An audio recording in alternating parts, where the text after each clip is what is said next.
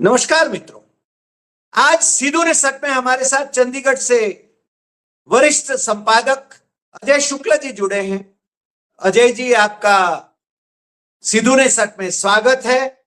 और सीधा हम इस विषय पर आ जाएंगे कि जिन मंदिरों का, यानी मैं मंदिरों का ही जिक्र नहीं कर रहा हूं, क्योंकि मंदिरों के साथ साथ अजमेर शरीफ जो है वो भी गवर्नमेंट ऑफ इंडिया के एक्ट के अंडर आता है। चर्चिज भी सरकारी कानूनों के अंतर्गत आते हैं। इसलिए मेरे ख्याल से आरएसएस और संघ परिवार, पूरा का पूरा संघ परिवार, वो जैसे हिंदू मंदिरों के बारे में आप यदि सवाल उठाते हैं तो आपको एंटी नेशनल कहते हैं। होसबले ने जैसे कहा कि राम मंदिर की चोरी के बारे में जो सवाल उठाएगा वो एंटी नेशनल है, ऐसा उन्होंने जो कहा, तो मेरे ख्याल से हम तो सभी धर्म स्थलों पर ये बात करेंगे और करना ही चाहिए। दूसरी बात, हमारे गुजरात में भी आपको मालूम है कि सोमनाथ ट्रस्ट, जो अभी तो सरकारी ट्रस्ट हो गया है, और कई मंदिरों के ट्रस्ट जो है सरकारी ट्रस्ट हैं, कुछ प्राइवेट ट्रस्ट हैं। अजय जी, आपका फिर से एक बार स्वागत। आप इस पर विश्लेषण प्रस्तुत करें, ऐसा आपको अनुरोध करता हूं। अजय। नमस्कार हरि भाई। और मैं आपको बताऊं कि मैं अभी 2 दिन अयोध्या में रह के आया। वहां पर जो है ये गया, आप देख सकते हैं। तो वहां पर पूरा एक एक चीज मैंने खुद, चूंकि मेरा बचपन से ही वो पूरा क्षेत्र समझा हुआ है, देखा हुआ है। और जिस दिन मैं इत्तेफाक से जा रहा था उस दिन भी आपसे ही बात हुई थी, रास्ते में था मैं जी, मतलब पहुंच ही गया था, आप ये समझ लीजिए जिस समय आपसे बात हुई। तो मैं ये उदाहरण इसलिए दे रहा हूं, वहां गया, वहां जो हालात देखे, सारी चीजें समझी, उसके बाद मैं ये कहता हूं वहां चोरी नहीं हुई, वहां चोरी भी हुई, डकैती भी हुई, व्यभिचार भी हुआ, हर कुकर्म हुआ है राम जन्मभूमि मंदिर क्षेत्र में। कोई ऐसा कुकर्म नहीं बाकी है। वहां पर उसके पैसे से दारू भी खरीदी गई, उसके पैसे से लड़कियों को भी तमाम तरह से वो किया गया, और भी बहुत कुछ किया गया है। यानी आपने जो दान दक्षिणा दी, वो पैसा इस तरह से राम के मंदिर में राम का धन बनने की बजाय ये धन बन रहा। उसके बाद में मुझे कम से कम ऐसे 100 लोग मिले जिन्होंने बताया कि उन्होंने दिया और उनको रसीद नहीं दी गई। 1-2 लोग नहीं। तो तमाम लोग चाहते हैं ना कि गुप्त दान दिया जाए, बस चुपचाप वो रहे।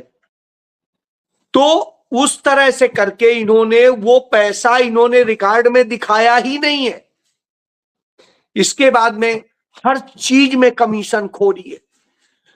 यहां तक कि कर्मचारियों को भी बहुत सारों को सैलरी नहीं दी जाती है, कागजों में सैलरी दी जाती है।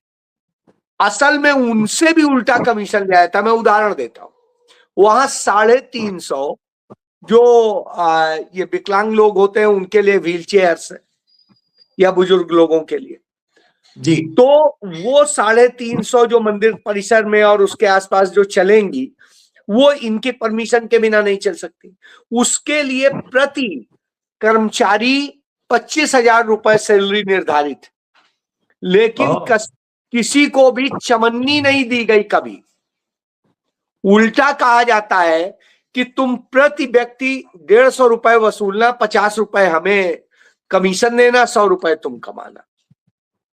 अब आप सोच लीजिए, नहीं तो हम आपको यहां चलाने नहीं देंगे।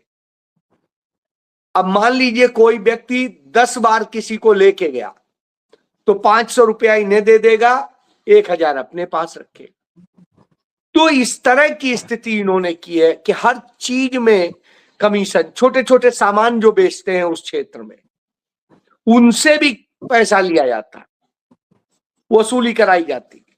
और ये सब की बातें, शिकायतें गोविंद गिरी को भी की गई, अनिल मिश्रा को भी की गई, और चंपत राय को भी की गई। किसी ने भी उनका कोई समाधान नहीं निकाला। उल्टा, क्योंकि वो खुद सीधे इन्वॉल्व हैं, सब इसलिए सारा ये खेल होता रहा। जी अब मैं आपसे बात करता हूं, यही वजह है कि इन्होंने इतनी चोरी की और इसे चोरी का एक मॉडल तैयार किया है।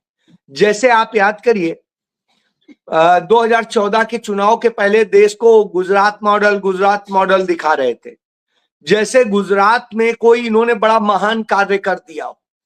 सब कोई जानता है गुजरात मॉडल यानी भ्रष्टाचार का मॉडल, गुजरात मॉडल यानी नरसंहार का मॉडल, गुजरात मॉडल गरीबों, आदिवासियों, दलितों और उन सबकी कमजोर की जमीनें और सब कुछ हड़प लेने का मॉडल, और अपने नेताओं के पास में सारी संपत्ति रख लेने का मॉडल।